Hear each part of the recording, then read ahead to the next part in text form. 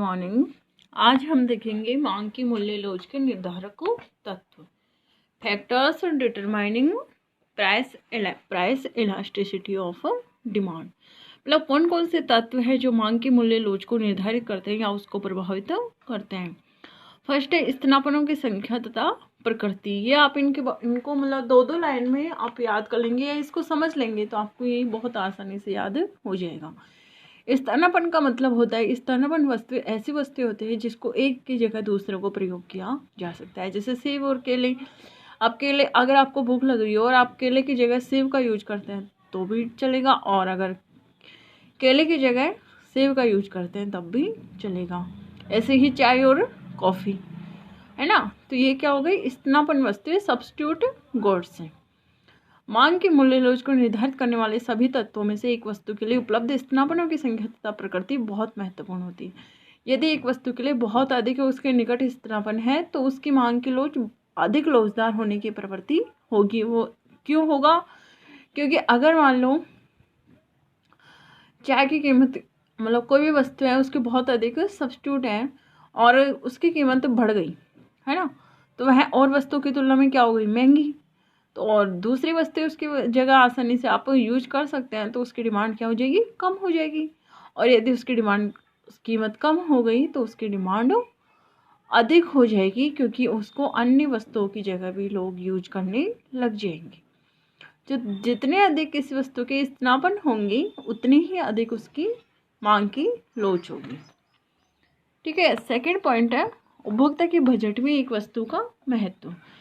एक उपभोक्ता के बजट में किसी वस्तु का जितना अधिक महत्व होगा उतनी ही अधिक उसकी मांग की लोच होगी। एक वस्तु पर आयकर जितना ही अधिक भाग व्यय किया जाता है सामान्यतः उसकी मांग की मूल्य लोच उतनी ही अधिक होगी। नमक, साबुन, दियासलाई तथा इस प्रकार की अन्य वस्तुएं अधिक बेरोजगार होने की प्रवृत्ति रखती है। ठीक है, क्योंकि इनका उपभोक्ता के बजट में एक इम्पोर्टेंट रोल नहीं होता, क्योंकि गृह स्वामी उनमें से प्रत्येक पर अपनी आय का केवल एक अंश व्यय करते हैं। जब इस प्रकार की वस्तुओं की कीमत में वृद्धि होती है तो ये उपभोक्ता के बजट में अधिक अंतर उत्पन्न नहीं करेंगे और इसलिए वे उस वस्तु की लगभग पहले समान मात्रा ही खरीदते रहेंगे। नेक्स्ट पॉइंट है वस्तु के उपयोगों की संख्या। एक वस्तु के जितने अधिक उपयोग होंगे उतनी ही अधिक उसकी मांग की लोच होगी, क्योंकि अगर एक वस्तु की कीमत में कमी आई है ना तो उसकी डिमांड बहुत अधिक बढ़ जाएगी, क्योंकि उसके उपयोग बहुत अधिक है। और अगर उसकी कीमत में वृद्धि हुई तो उसकी डिमांड में भी उतनी ही जगह से कमी होगी, क्योंकि उसका बहुत जगह यूज हो रहा था। वस्तुओं के मध्य पूरकता।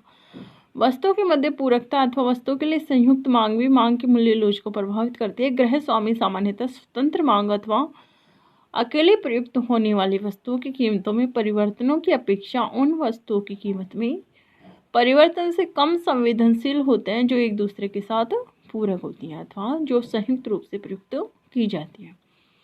मतलब जैसे कि जो एक साथ यूज होती है, पूरक वस्तु क्या होती है जो एक साथ यूज होती है, जैसे सुई और धागा, पेन और स्याही, पेट्रोल और गाड़ी है ना। मतलब कार को आप बिना पेट्रोल के नहीं चला सकते। तो इनमें क्या होता है, ये वस्तुएं बेरोजगार होती है, इनका उपभोक्ता के लिए इसका उपयोग नहीं कर सकते, इसलिए इनकी डिमांड क्या होती है, बेरोजगार होती है।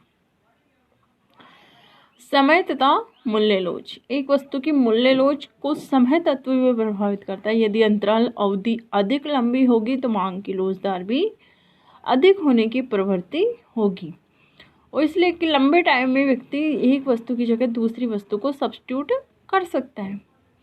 अल्पकाल में एक वस्तु का अन्य वस्तु द्वारा प्रतिस्थापन इतना सरल नहीं होता। समावधि जितनी लंबी होगी उपभोक्ता तथा व्यवसायी एक वस्तु का अन्य वस्तु के लिए प्रतिस्थापन उतनी ही अधिक सरलता पूर्वक कर सकते हैं। उदाहरणार्थ यदि मिट्टी के तेल की कीमत में वृद्धि हो जाती है तो अल्पकाल में मिट्टी के तेल को कोयला तथा भोजन पकाने की गैस जैसे अन्य प्रकार के ईंधनों द्वारा प्रतिस्थापित करना कठिन हो सकता है। तो ये था मांग के मूल्य लोच के निर्धारक तत्व। ठीक है, कल मांग के मूल्य लोच की जो इम्पोर्टेंस है वो हम देखेंगे। ठीक है, धन्यवाद।